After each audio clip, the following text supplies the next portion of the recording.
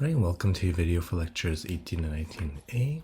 So before we get started, I just wanted to point you towards another discussion that I posted on Canvas, asking you guys to share some of your own personal kind of tips and tricks for staying motivated and focused in these busy times of the semester. I'm asking for your guys' help because I actually didn't figure out very many good ways of staying motivated when I was younger and in undergrad myself, in that I just relied on last minute panic and being scared of my tiger mom in order to not fall too far behind, and also of course trying to do well so I could keep my options open for the future and all that as well. But on a smaller scale, as far as how to keep motivated day by day, sometimes I would try to plan something for the end of the day or end of the week that I would do that's fun, if I manage to get my study done quickly enough. And that works sometimes. It's worth trying out, like to say, okay, if I finish this, I get to watch an episode of some show I like or something like that at the end of the day. Sometimes that'll kind of keep you just barreling towards the end of your to-do list quickly for the end of the day, so you have a chance to relax afterwards. So that's about as far as my ideas go for staying motivated in undergrad. So you guys being in the middle of it will have much better tips to share. So please do help me and help each other by sharing some tips on that discussion when you have a chance. And just to remind yourself of some of the tricks that you know and to use them more often. All right, so with that, let's get going on lecture 18 and 19a, which is looking at translation. So for this video, we're going to finish off gene expression by looking at kind of a fairly advanced, kind of detailed look at how translation works. Since we already finished transcription, now we just need to go over translation. And this will include taking a close look at this genetic code table and how we use it to figure out what kind of protein is made given a particular series of nucleotides on the DNA and RNA. We're then going to take a slightly detour into looking at the types of early experiments that scientists did in order to decipher this genetic code. So what did the scientists do to figure out which codons coded for which amino acids? Because these are really interesting and clever studies, and it's also always useful for you guys to take a moment to understand the kind of scientific methods, scientific thinking, and experiments that can be done to figure out something as revolutionary as this code here. Having done that, and once you've understood the code much better, then when we look at mutations after that and how changing a single nucleotide or more than that, how that's going to end up affecting the protein. All right, so let's start by kind of reviewing a bit of what we learned in the previous lecture and extending it into translation. So here we have some genetic information on DNA, so DNA double-stranded complementary base paired DNA double helix here. And the first clicker question asks you, what should the RNA transcript be if you were to transcribe the template strand of this piece of DNA? So pause the video now. All right, welcome back. So hopefully you chose C, right? So as far as how you could do this quickly, if it's on an exam for example, the first thing you could do is just to look at the template strand, knowing that physically speaking, this is the one we're going to use as a template for building our RNA from 5' to 3'. And all we got to do is do complementary base pairings. Wherever there's a T, put an A, C, G, T, A, G, C. Always G's and C's together, or A's and T's together.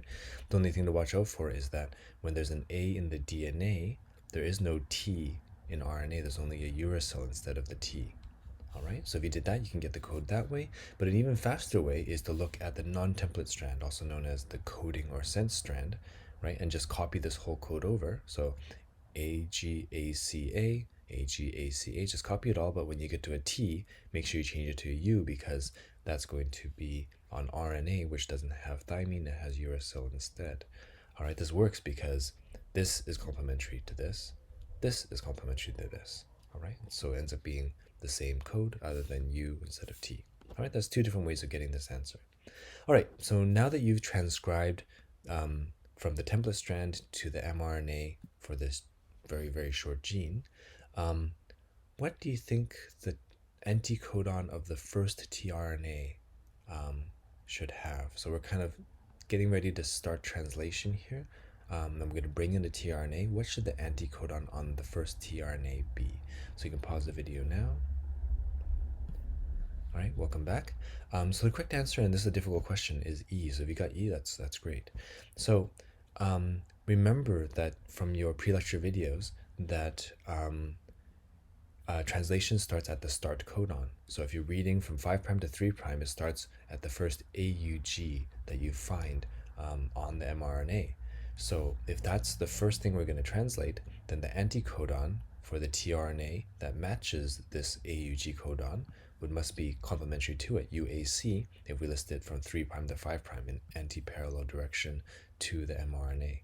Okay, so because this anticodon is complementary to the start codon, that's going to be the first, the anticodon, the first tRNA we expect to join the mRNA as we get ready to start translation. Right, if that was confusing to you, you may have to go back and watch your pre-lecture videos again. So remember, there are pre-lecture videos for this lecture. I expect you to have watched them and therefore know the basics of translation before we get into this lesson and look at things in more detail. All right, so next, knowing now that we're going to start with this start codon of AUG, I want you to figure out which amino acids will become part of the polypeptide as you translate this mRNA segment that's shown. Of course, the mRNA is going to be a lot longer than this. We only showed you a little bit. All right, so you can pause the video now.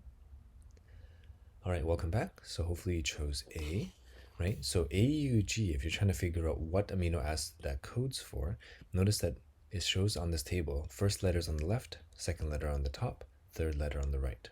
Okay, so first letter being A, we're going to look along here and find, okay, this is the A row here. Okay, the second letter is U, so we're going to look at second letter U here. So A and U join together here. And then within the box, you just find the last letter AUG. So AUG here, it tells us it's methionine. It's also highlighted in green to show you that this tends to be the coding for the start codon, okay, whereas the stops are shown in red. All right, so that's where we're gonna start translation is at the start codon AUG, which gives us a methionine amino acid, and then the next three letters to be read are going to be downstream. Okay, if we always translate from 5' to 3' of the mRNA, so having translated AUG to methionine, we're going to look for UAU. So again, first letter we're going to look on the left, U. Second letter we're going to look on the top, A. Right? So U and A join in this box. So UA, all of these start with UA. We just got to find that last letter is U. UAU gives us tyrosine. All right, so that's as far as we've shown in terms of this gene's mRNA sequence. All right. So some important things to notice and learn about this. So mRNA is translated from 5' to 3'. So the ribosome is going to start near the 5' end and slide towards the 3' end and read it 3 letters at a time and start translating those into amino acids. But it doesn't start at the very 5' end of the mRNA. If you're doing this within a living cell, it starts at the start codon, which is the AUG, when you're reading it from 5' to 3' on the mRNA. So this is for in vivo. It's a little different when you're doing it in vitro in glass test tubes. So we'll talk about that a little later. All right. So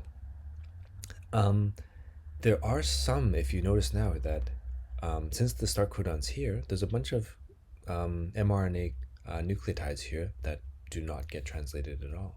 Okay, so there are some mRNA nucleotides towards the 5' end of this start codon that never get translated at all. All right, so going back to this picture here, remember that there is this 5' untranslated region between the +1 transcription start site, or the, what's it called again, the transcription initiation point or something like that. I forget what the other name. I actually prefer this one, the transcription start site. So there's an untranslated region from where you start transcribing, right? So here's a bunch of mRNA that definitely doesn't get translated, and it's only when it gets to the AUG that's where you start translating this coding sequence into the protein. Okay, so this picture should make full sense to you now. Right? Promoter tells you when to start transcribing this gene, when and where and what condition to start transcribing this gene. Transcription will start at the +1 nucleotide, and that's, you see the mRNA starts to be transcribed at this point from +1 onwards, and the coding sequence begins with AUG. AUG tells you which part of the code actually starts coding for amino acids, starting with methionine and so forth from here all the way to the end, and there's a little bit of the termination sequence at the end there. Okay, so if you have questions, do feel free to give me a call anytime during the week. All right. Moving on, so we're going to look at translation, and we're going to take a lot of time to look at all of the moving parts, because there's a lot of moving parts for translation, a lot of different types of molecules that do very different jobs that are related to each other. So I'm going to continue with that kind of cooking analogy that I used in your pre-lecture videos. I've had mixed reviews of this. Some people like it a lot because it really helps understand how everything fits together. Some people find it tedious and annoying. So if you're the second group, feel free to ignore the green text and ignore anything I say read out with green text. So that's where I'm going to isolate my kitchen analogy. For others, follow along, because I do think it helps you understand the relationships, which is more important than the individual parts. So let's look at the different parts that we need for translation and what each part does. All right, so the first thing we're going to need is our RNA transcript. All right, so in prokaryotes, we're going to directly take that RNA transcript and start translating it right away. All right, whereas in eukaryotes, you're going to have to take the RNA transcript and do a bunch of processing by adding the 5' cap, the poly A tail, and splicing out the introns first before this mature mRNA is ready to be translated. All right, so at the beginning of translation, for prokaryotes, you're taking directly the RNA transcript. In eukaryotes, you're waiting till processing is done and that mature mRNA exits the nucleus. That's where we're going to do translation of that mature mRNA in the cytoplasm instead.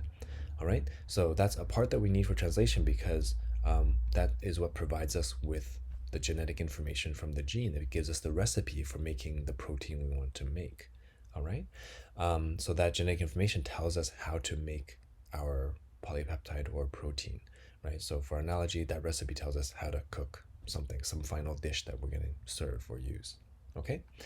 Next thing we need is amino acids, right? So these are the basic kind of building blocks you're going to use, and you're going to put together in a very precise order as specified by the mRNA in order to make a specific protein. All right. So you have our kind of code on the mRNA. We have the protein we want to make. Well, we're going to need building blocks to make that protein. So that's what amino acids are. Okay. So our cells need 20 different amino acids to make any protein that we need in our bodies. Okay. Any protein need in our bodies is made up of 20 different amino acids. All right. So in terms of our cooking analogy, amino acids are our basic cooking ingredients: tomatoes, zucchini, salt, pepper, that kind of thing. So we're going to follow the recipe on the mRNA and put together these ingredients to make our final protein dish. All right. Another thing we need are transfer RNAs. And these we haven't talked about too much yet. All right. So transfer RNAs are functional RNAs, meaning that you have a gene that codes for these RNAs. When they're transcribed into RNAs, that immediately is used. It's never actually translated into a protein. It's the RNA that we actually want.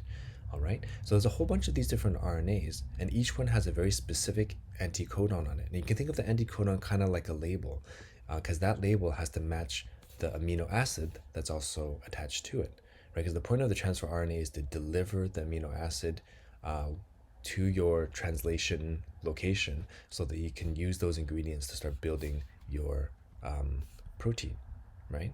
So as you're reading your mRNA recipe, you're double checking that, okay, the next codon, the next ingredient I want matches the label on this tRNA. So that tells me for sure. So if the codon and the anticodon can match by complementary base pairing, then I know that the amino acid being brought in by this tRNA is the correct ingredient for what I should be adding next to my polypeptide, to my protein that's being made right now.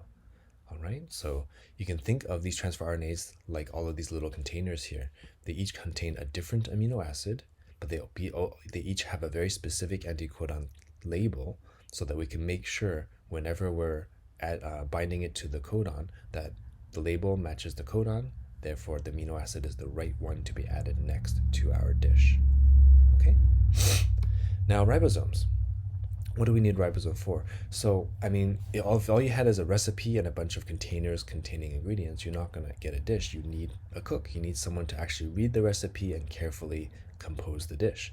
So, the purpose of the ribosome, just like the cook, is to read the recipe, and they read the recipe just one line or one codon word at a time, right? So they read 3 bases at a time or one codon at a time.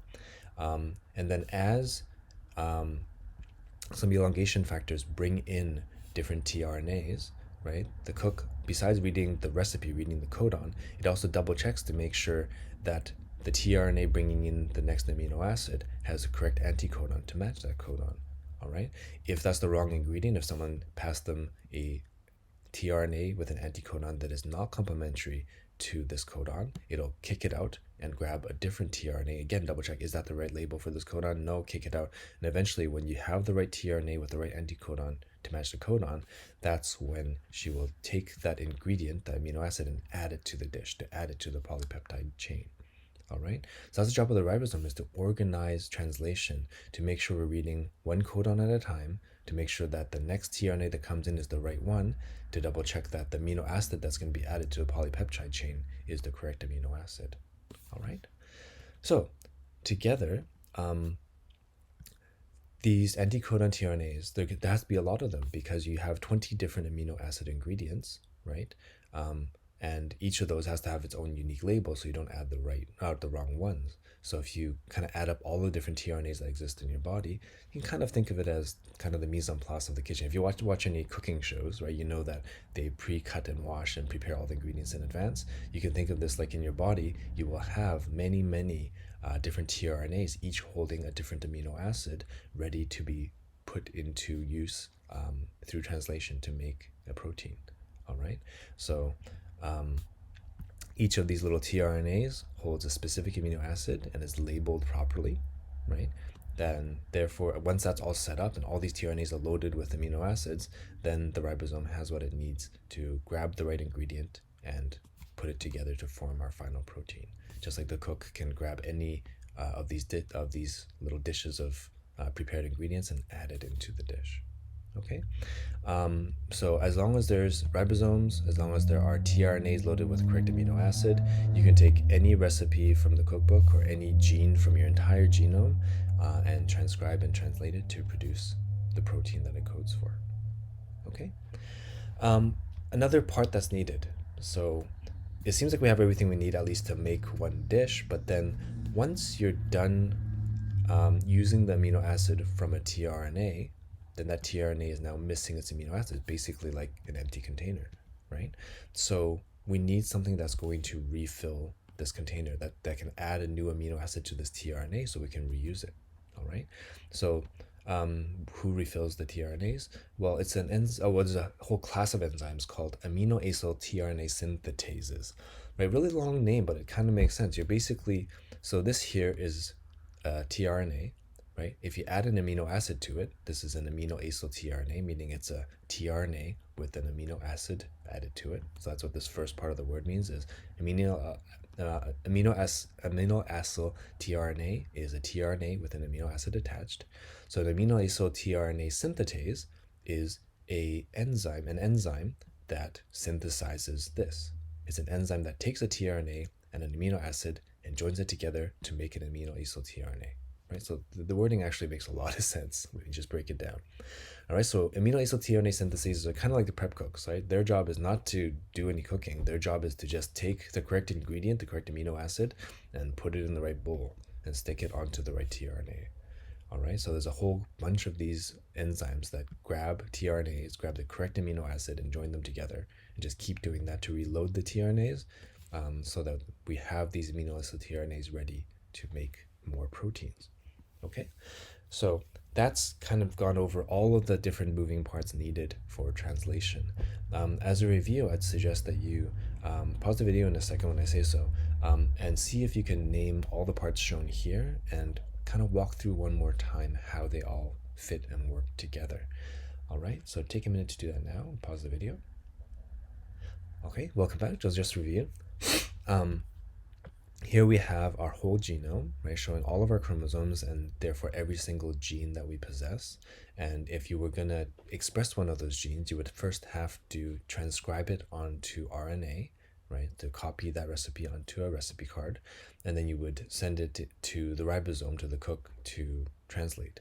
Okay, so here we have all 20 amino acids, which are our different ingredients for making our proteins, and they're already held in these tRNAs such that each amino acid has a proper anticodon label associated with it, so that the cook can basically read the recipe, right? The ribosome can read the recipe, one 3-letter codon at a time, Make sure that the tRNA that's going to be active next has the correct anticodon to match the codon. In other words, it's carrying the right amino acid for what the mRNA says should be added to the polypeptide next. And then it'll add that amino acid to the polypeptide, get rid of the empty tRNAs, and continue reading this mRNA one codon at a time and bringing in the next tRNA and so forth. Now, those emptied tRNAs that are now missing the amino acid, they get refilled by the amino acyl tRNA synthetases, which would add the amino acid back on so we can use it for translation again. Okay?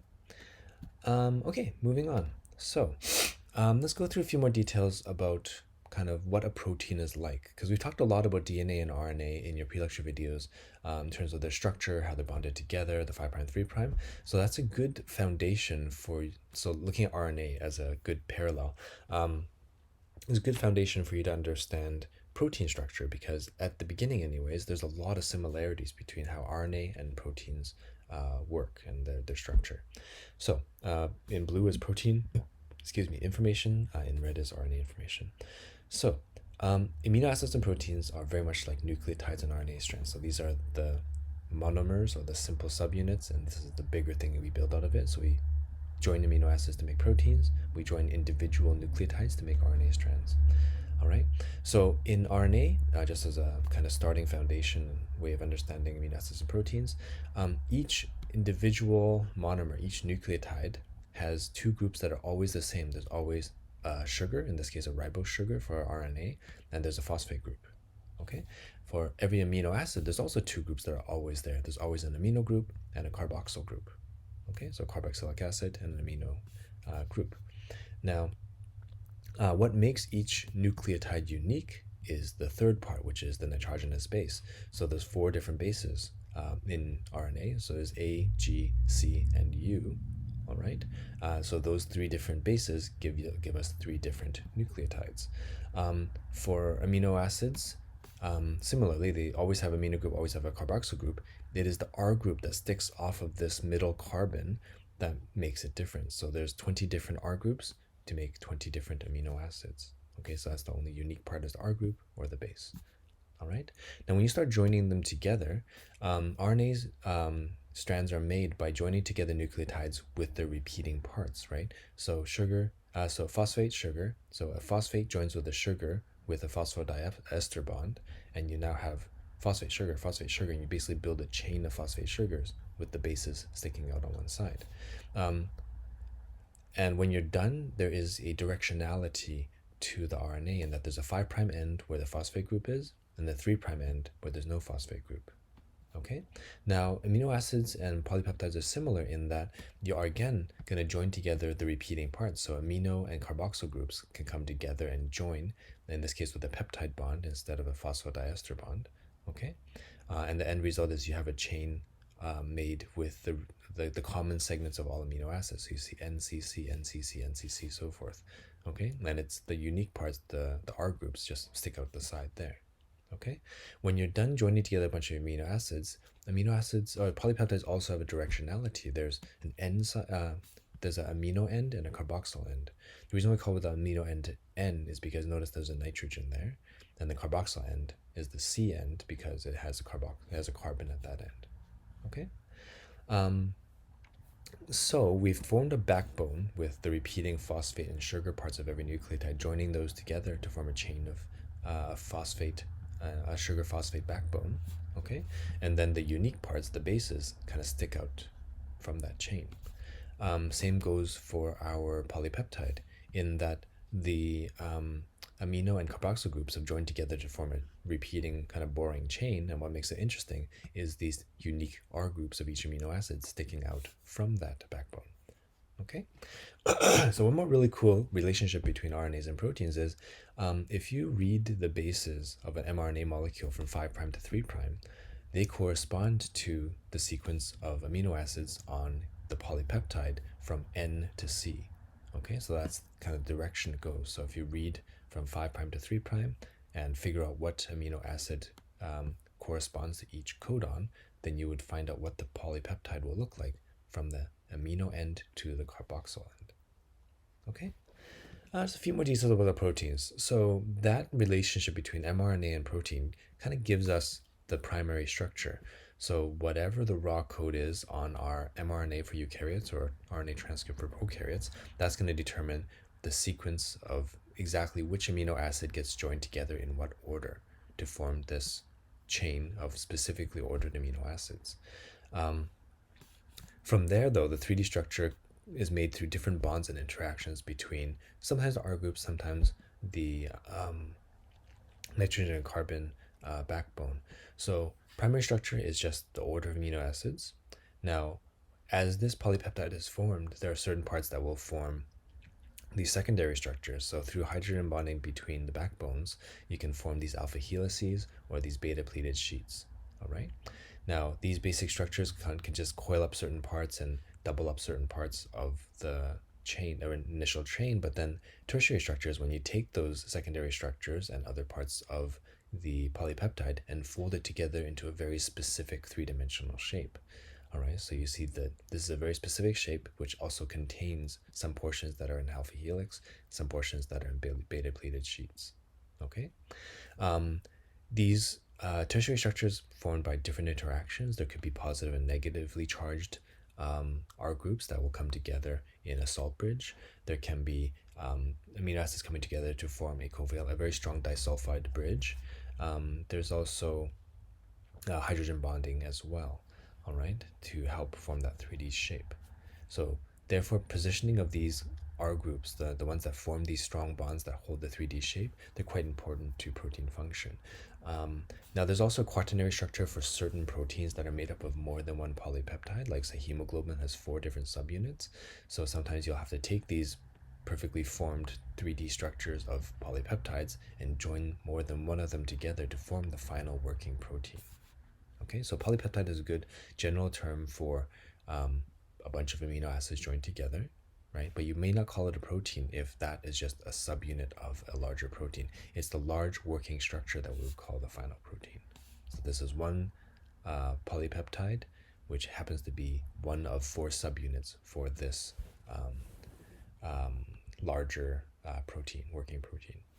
Okay, so important thing to note about this is because there are certain amino acids whose R groups take part in bonding and other interactions to form this tertiary shape, and because this specific shape is important for protein function, you can see why changing a single amino acid could perhaps stick in a nonpolar group where it doesn't belong, or take away one of the amino acids that we need in order to form a strong covalent bond within this tertiary structure.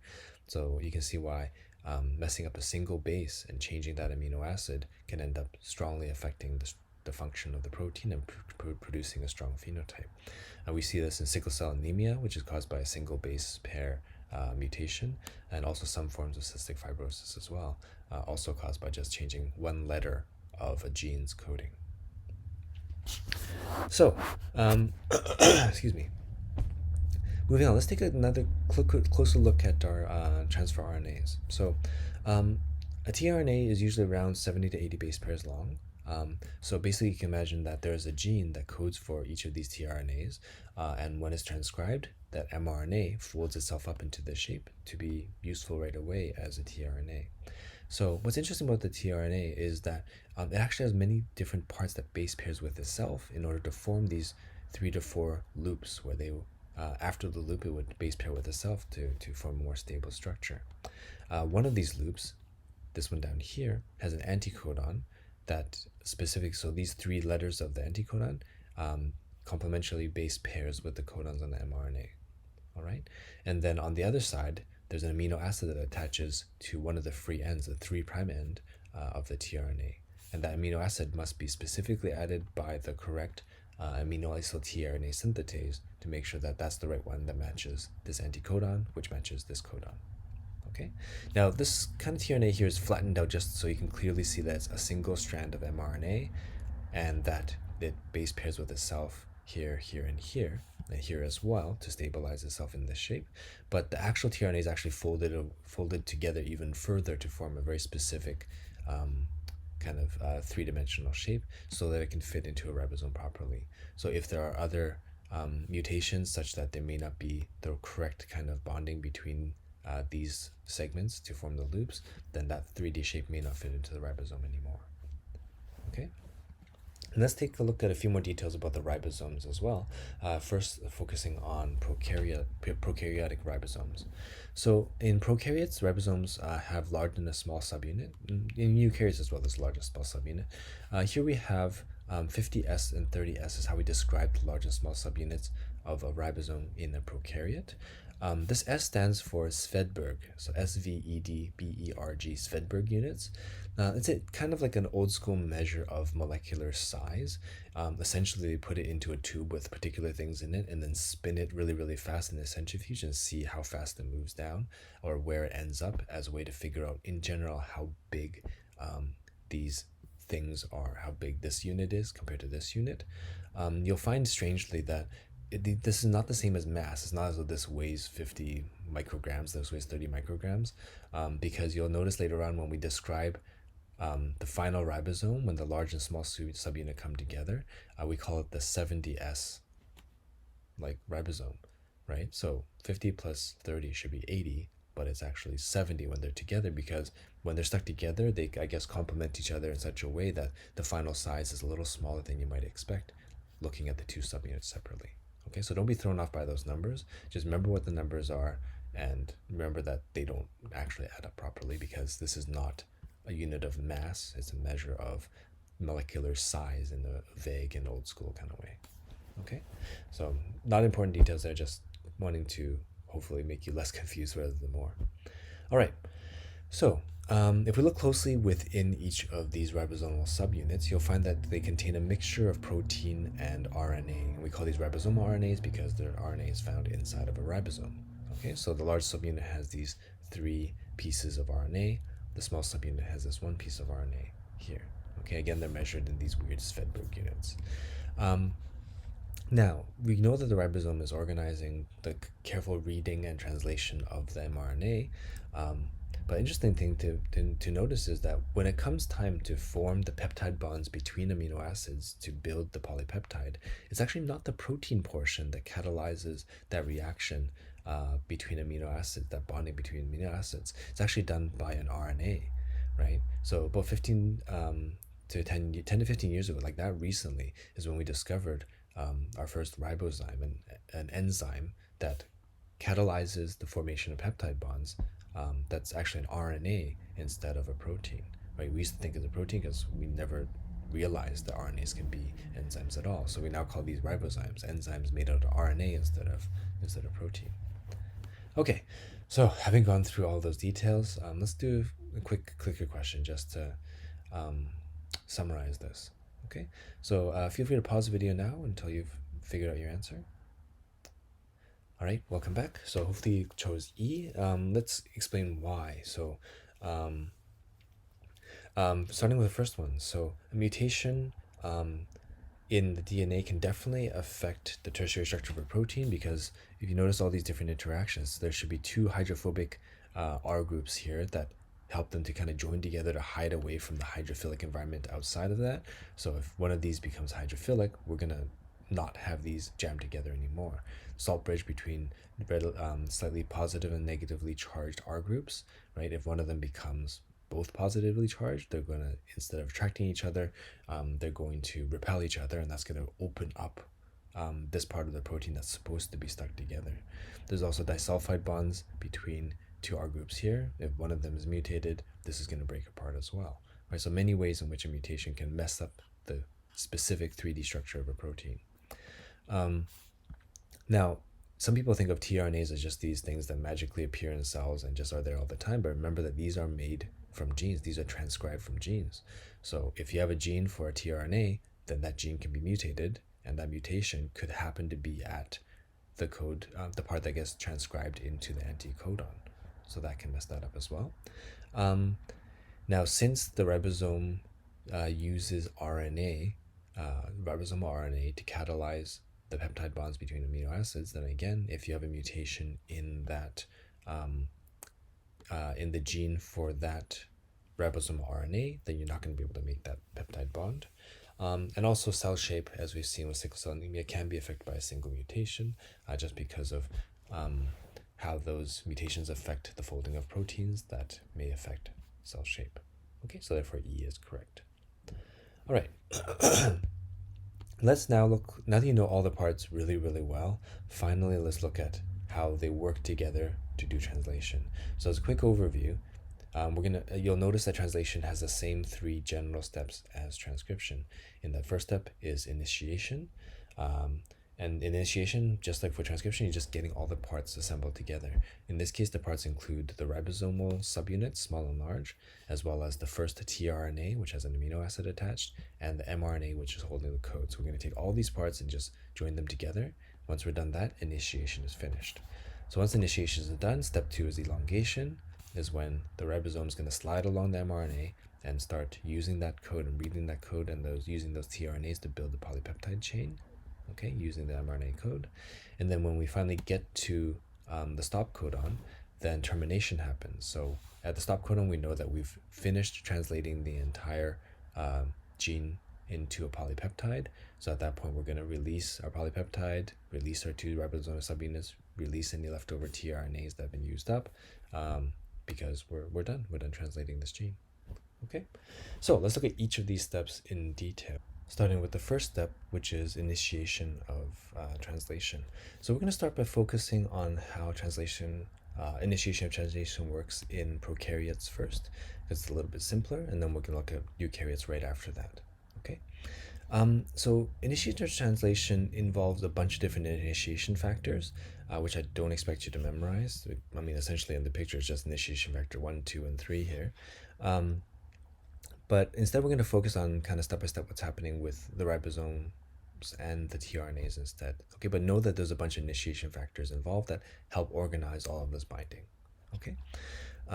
So the first major thing that happens after the initiation factors bind to the beginning of this mRNA molecule to help get things organized is that the small subunit of the ribosome, which we call the 30S subunit of the ribosome, it binds near the 5' end of the mRNA, because remember that we are going to translate the mRNA from 5' to 3', so we want to get the ribosome organized near the 5' end.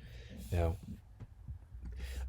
the way in which we can make sure that this ribosome binds in the exact right spot to start translation in the right spot is that in this small subunit, this 30S subunit of the ribosome, there is a piece of rRNA, which we call the 16S rRNA, because that kind of indicates its general size.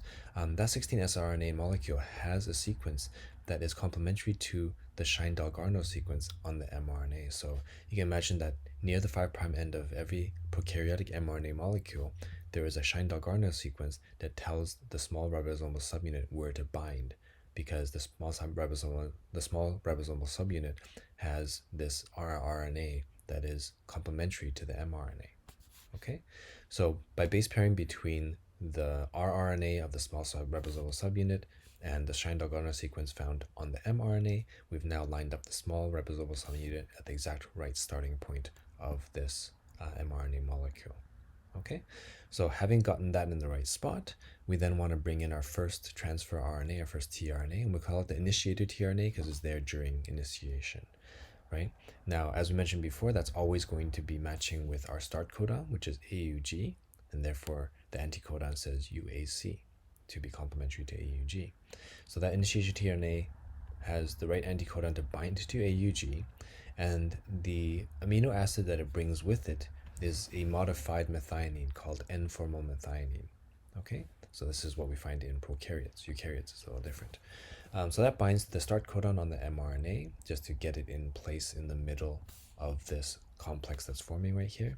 And once that initiator tRNA is in place, then finally the large subunit of the ribosome, the 50S subunit, will come down and clamp on top of the small ribosomal subunit and the initiator tRNA. And that final ribosome that's assembled is called the 70S ribosome, right? Just notice that this is the bigger number is what we get when we join these two pieces together. And as I mentioned before, 50 plus 30 for some reason becomes 70 in terms of its overall size, in how it behaves in a mixture. Okay. Notice that when you're done, You'll see the label later on, but this is the A site, the P site, and the E site. The initiator tRNA is in the P site in the middle here. Okay, but once that's done, initiation is finished, right? So in prokaryotes, we have the small subunit binding in the right spot based on the binding of the rRNA with the Shine Dog RNA sequence of the mRNA. Then second step is the initiator tRNA binds to the start codon. Third step is the large subunit comes and clamps down and completes the final ribosome with the mRNA attached in the middle. Okay.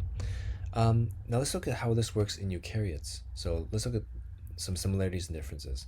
So one similarity is initiation does also start near the 5' end of the mRNA, because even in eukaryotes, we're reading from 5' to 3' when we're translating. But a difference is, a couple of differences. One is the subunits in eukaryotes are bigger, right? So the small subunit is 40, the large subunit is 60. Right? Prokaryotes, it was 30 and 50, so slightly bigger in eukaryotes. Another difference is that on the initiator tRNA, notice that is not F-methionine, it's not N-formal methionine, it's just a regular run-of-the-mill methionine amino acid attached, right? That's what we see in eukaryotes. Another difference is there is no Shine-Dalgarno sequence, and that's kind of weird because in prokaryotes, we're relying on that Shine-Dalgarno sequence on the mRNA somewhere around here to tell us where that small subunit should bind, such that it's nicely positioned underneath and overlapping with the start codon. So what does the eukaryote do in order to make sure that initiation happens at the correct start codon? Well, since we can't count on a Shine-Dalgarno sequence on the mRNA to tell the eukaryotic 40S subunit of the ribosome where to bind, what happens is that small subunit actually binds first to the initiator tRNA. All right, so complexes with there's a complex formed between the small subunit and the initiator tRNA, and then that complex actually slides along the mRNA until it reaches the first AUG, right? So that's kind of why you needed this initiator tRNA present at the beginning, is because otherwise how would you have the anticodon to recognize when you've gotten to AUG? So this kind of slides along and says, is there an AUG? No. AUG? No. AUG? No. Oh, here's the AUG. Bind. This is where we're going to start. Okay? So this initiation complex between the initiated tRNA and the small ribosomal subunit scans along the mRNA until it finds the first AUG closest to the 5' end, and that's where it's going to start initiation. From there, the last step is similar in that the large subunit comes along and binds to the small subunit, completing our ribosome. Notice again the math doesn't make sense, and that a 40S and a 60S subunit joining together forms an 80S fully formed ribosome. But another similarity, notice that the initiated tRNA is again in the middle P site of the ribosome once it's fully formed. Okay? So, if that's confusing to you, rewatch this part first before continuing on, because now we're going to get into kind of the hardest part next. Okay? So, just a couple questions to help you digest the initiation stuff before we move on to elongation. Here's your first question. Read it carefully and come back, pause the video and come back when you have your answer. All right, welcome back. So the answer is B, right? So in prokaryotes, the way that the small subunit knows where to bind is because there's a Shine-Dalgarno sequence on the mRNA that it can recognize. Okay, and the start codon is usually a little bit downstream of that sequence. Next question. So pause the video now. All right, welcome back. So in eukaryotes, the initiator tRNA and the small subunit join together first, and then they scan the mRNA to find the first AUG when going from 5' to 3'. So that's just to highlight one of the major differences in how initiation works between prokaryotes and eukaryotes. All right. Last question. You can pause the video now. All right, welcome back. So the answer is A. Okay, so notice that the final step of initiation is the same for both. We just bring the large ribosomal subunit down to complete the ribosome. Okay, so hopefully that makes things a little more clear. All right, so now we have everything assembled and ready to go at the starting from the start codon. Let's do some elongation and build some polypeptides. Okay, so again, we're going to focus on prokaryotes first. So when we finish initiation, and now we're starting elongation, we now have, for prokaryotes, an initiator tRNA holding the modified methionine amino acid already attached to the start codon on the mRNA, right? Our ribosome is fully assembled around that, and the tRNA holding that modified methionine is found at the P site. Okay? Now, the A site right beside it, right, it's called the A site because that's where the amino acyl tRNAs, meaning the tRNAs holding amino acids, that's where they enter the ribosome. So you can imagine a bunch of different amino acyl tRNAs are coming in and out of the A site trying to see whether they match to the to the codon there. The P site is called the P site because that's where the peptidyl tRNA sits most of the time.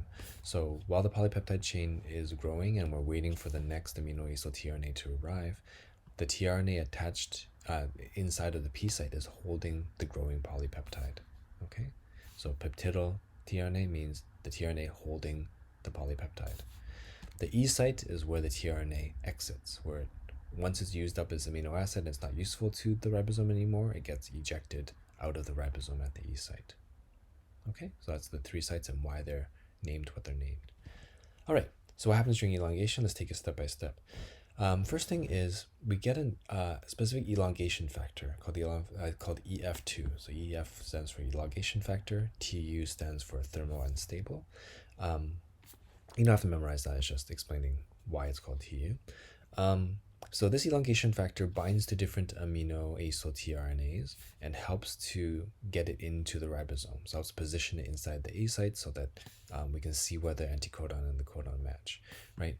If it turns out that this anticodon is not a match for this codon, it doesn't complementary base pair, then that tRNA gets ejected and the A site's open again for another one to come in. So it might take quite a few tries of random tRNAs being brought in before we finally find the one that has the right anticodon to match the codon.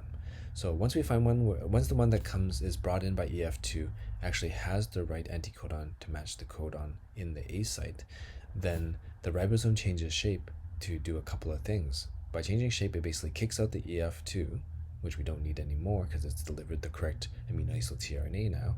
And then it also brings the two tRNAs, the one in the P site and the A site, close together and allows the ribozyme in the large subunit to catalyze the peptide bond between these amino acids.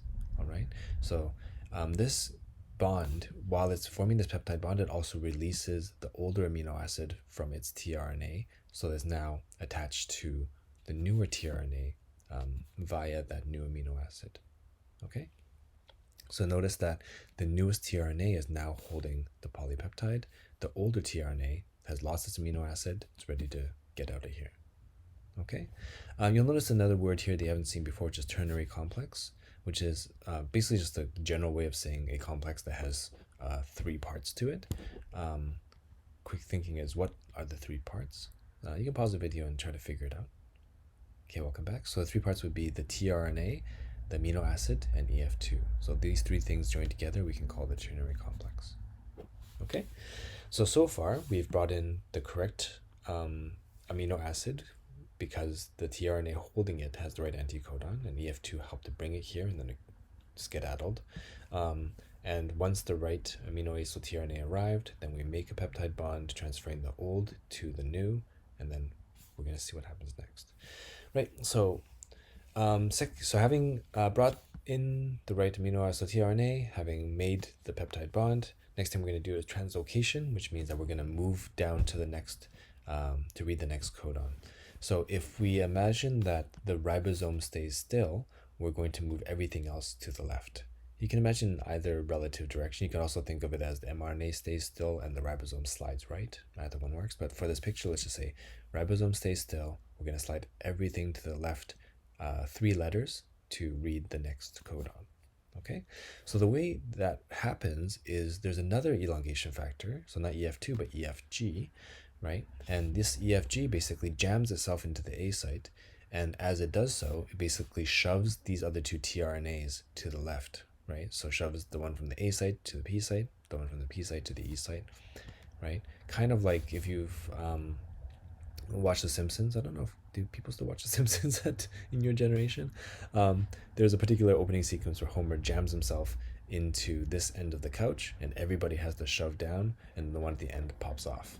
Okay, that's kind of what's happening here, in that this big forceful EF G comes in and jams itself into the A site, shoves everybody down one spot, um,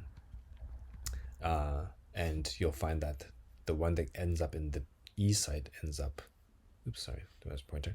The tRNA that ends up in the E site, which is the Bart Simpson in this picture, will leave the ribosome because there's no space for it anymore. Okay, the reason why we call it EFG is because EF stands for elongation factor, because we're looking at elongation. The G stands for GTP. GTP is a guanosine triphosphate. It's pretty much like ATP, except instead of adenine, it has guanine as its base. Right, so you notice that this GTP, which is attached to your EFG, it changes during this translocation process, during this shoving, it actually loses one of its phosphate groups and therefore releases energy. So just like an ATP will release a phosphate group, becoming ADP to release energy, that's what this GTP is doing. Okay, so EFG helps to shove everything down, all right? And then once this leaves, then you'll have 3 new letters of the mRNA ready to be read. Okay, so then notice that at this point, the oldest tRNA, the one that just gave up its amino acid completely, it's ready to leave the ribosome because it's already done its job. So it exits from the E site of the ribosome. And notice that the newer tRNA is now holding the polypeptide and it's now sitting in the P site. Okay, so you'll see why we call this the P site, because this tRNA tends to be holding the polypeptide as we wait for a new amino acid to be brought in. Okay, we also have a new mRNA codon here, ready to be read by more tRNAs. So that's one kind of series of steps for translation, and we just repeat that again and again and again until we're finished our polypeptide. So let's go through it one more time, one more cycle, as we add one more amino acid, and then we'll look at termination after that. So step 1, EF2 brings in a new amino acyl tRNA, and if it happens to have the right anticodon to fit, so it goes into the A site, and if it has the right anticodon to match the codon in the A site, then the ribosome changes shape to kick out EF2 and brings 2 tRNAs close together so that the ribozyme in the large ribosomal subunit can catalyze the peptide bond between this green amino acid and the new red one that was just brought in. All right. So notice that the newer tRNA is now holding the growing polypeptide. Okay. Next step of elongation is translocation. So EFG comes along and shoves everything to the left. All right. So as EFG enters the A site, everything else shoves down one site. And as these tRNAs are shoved to the left, because they're still complementary base paired with the mRNA, it also drags the mRNA 3 letters to the left as well. Okay, so kind of like Homer Simpson shoving everybody down. And we're breaking down some GTP in order to provide energy for this movement. Okay. Finally, the older tRNA gets ejected from the E site, and we're now ready to receive our next amino acyl tRNA. So we just keep doing that as many times as necessary until we have finished building the polypeptide. All right. So good time to pause and review, or take a break, do some breathing exercises, go for a little walk, grab a snack, because that's been pretty heavy, and come back after a quick break and we'll finish this off. All right, so here's a few questions to try just to help you digest this series of steps of elongation in prokaryotes. So here's your first one. You can pause the video and come back when you've chosen an answer. All right, welcome back. So your answer is C. All right, so the most recently added one is your red one. So you'll notice when you look at this polypeptide, the newest one is the lowest one, the one that's deeper in the ribosome. Next question, you can pause the video now. Okay, welcome back. So hopefully if you figured out the first one, you figured out the second question as well, which is the oldest amino acid, the one that was added earlier, would be near the tip here, right? So if you imagine this being happening in a prokaryote, that blue one, that very first one that's to stick out of the ribosome, should be your F-met, your modified methionine. Okay. Final question for this series. You can pause the video now. Okay, welcome back. So the answer is A. So a couple things to decide. So stop codon or termination sequence. So remember that termination sequence is a sequence found at the end of a gene on the DNA, whereas a stop codon is found on the mRNA, telling us to stop translation.